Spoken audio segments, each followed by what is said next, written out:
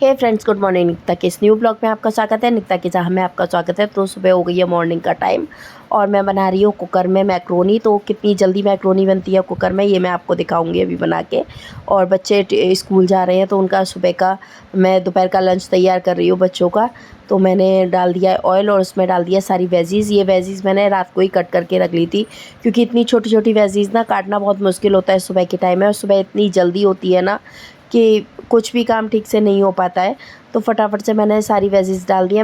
मेरे पास जो भी वेजीज़ थी वो मैंने इसमें डाल दी है। मेरे पास कैप्सिकम थी, गाजर, टमाटर, प्याज और कैबेज, ये सारी मैंने डाल के और इसको अच्छे से मिक्स करके थोड़ा सा सॉटी किया है। फिर इसमें मैंने सॉस डाल दी है, टमाटो सॉस डाली है, इसमें चिली सॉस डाल दिया और इसमें थोड़ा सा मैंने सोया सॉस भी डाला है।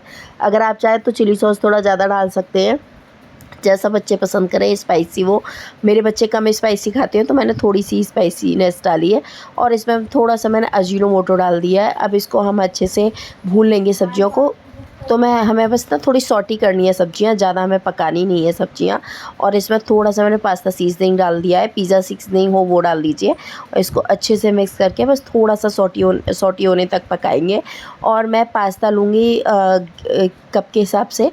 तो अभी मैंने इसमें ना एक चीज़ की स्लाइस भी डाल दी है क्योंकि चीज़ की स्लाइस मेरे पास रखी हुई थी तो मैंने वो डाल दी है। उसमें थोड़ा सा काली मिर्च का पाउडर डाल दिया है। अगर आपके पास ग्रेटेड चीज़ हो आप वो भी डाल सकते हैं। इससे बहुत ही चीज़ी और टेस्टी पास्ता बन के तैयार होता है।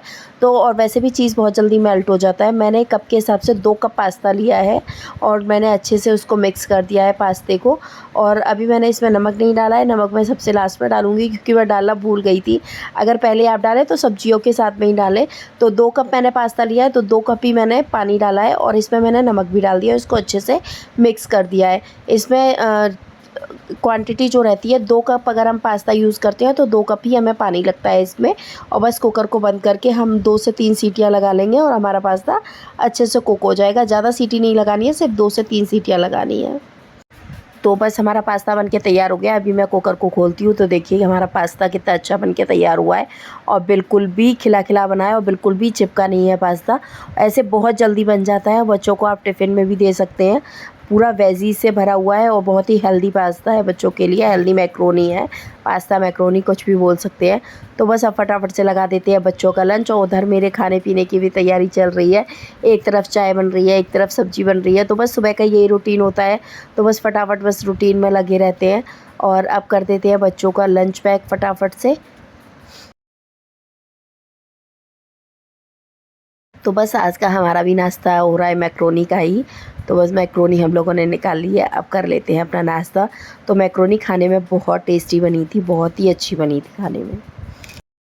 तो हो गया है दोपहर के खाने का टाइम और मैं आज खाने में बना रही हूँ आलू के पराठे। तो मम्मी ये पास्ता वगैरह नहीं खाती हैं तो मैंने सोचा मम्मी को आलू के पराठे बना देती हूँ। तो मम्मी का नाश्ता खाना एक हो जाएगा। वैसे ही मम्मी की आजकल तबीयत ठीक नहीं रहती है तो वो थोड़ा सा लेट ही सोकर उठती है। तो इस वजह से वो अभी उठी हैं तो उनका नाश्ता खाना सारा एक साथ पे आए। तो मैं उनके लिए बना रही हूँ आलू के पराठे और अपने लोगों के लिए मैं बना लूँगी सिंपल पराठे या रोटी जो भी है। तो फटाफट से अपना किचन का काम ख़त्म कर लेते हैं क्योंकि किचन में बस यही काम रहता है।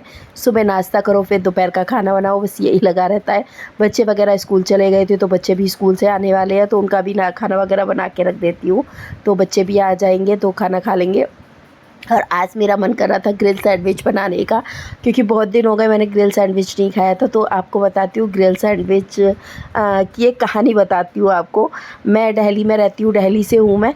तो मैं लाजपत नगर में एक बार मैं गई थी शॉपिंग के लिए। लाजपत नगर से थोड़ा सा आगे ही मेरा ऑफिस पड़ता था, नेहरू प्लेस में मैं जब जॉब करती थी।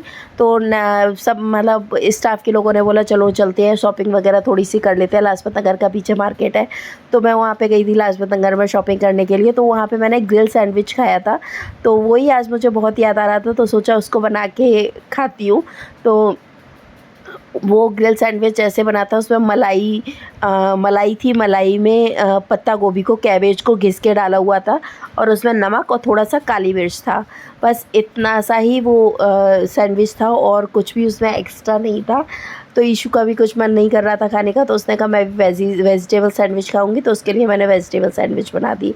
तो बस वो ग्रिल सैंडविच वाली मैं कहानी आपको बताया, मुझे इतना वो टेस्टी लगा खाने में तो मैंने वही बनाया आज, वही खाया आज बना के। तो बहुत ही मतलब बहुत ज़्यादा वो चीज़ें याद ताज़ा हो गई ऑफ़िस वाली। और ये मैं ग्रिल एक पैन लेकर आई थी, तो इसमें ना जब भी ब्रेड वगैरह सेको ना तो बिल्कुल ग्रिल्ड हो जाती है, ग्रिल्ड की तरह हो जाती है।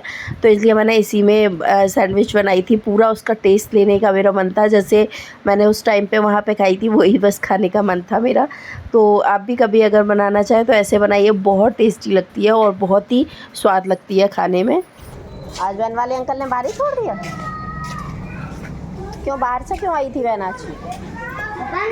हाँ?